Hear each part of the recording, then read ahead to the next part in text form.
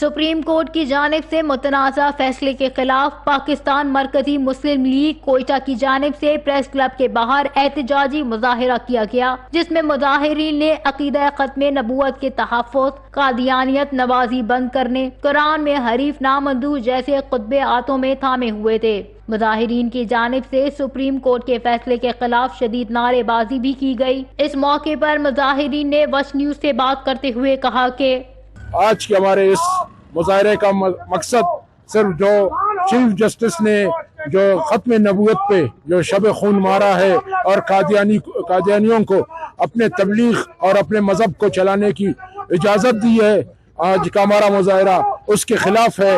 تو ہم اس کے لیے آج کوئٹہ پریس کلب کے سامنے مظاہرہ کر رہے ہیں۔ ہمارا مطالبہ چیف جسٹس صاحب سے ہے اور یہاں پہ جتنے ادارے ہیں ان سے ہے کہ وہ اس معاملے پہ عوام سے معافی مانگے۔ شاید اس سے غلطی ہو گیا ہوگا، ہم یہی اس سے معافی مانگیں۔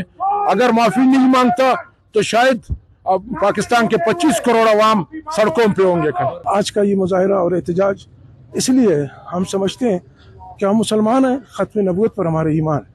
نبی صلی اللہ علیہ وسلم کے بعد نہ نبی کوئی آئے گا، نہ آیا ہے، نہ آئے گا۔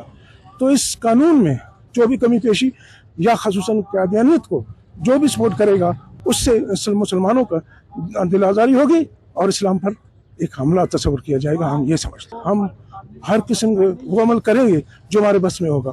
اور تاثرات کا جہاں تک تعلق ہے، یہ اچھا فیصلہ نہیں ہے اور گزارش یہی کریں گے کہ اس فیصلے پر فوری واپس لیا جائے اس فیصلے کو۔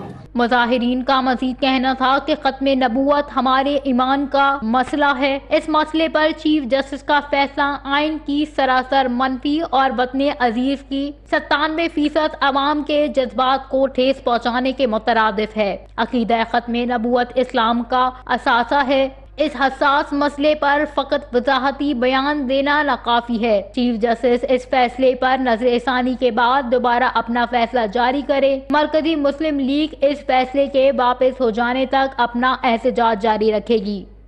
وش نیوز، کوئٹہ، بلوچستان۔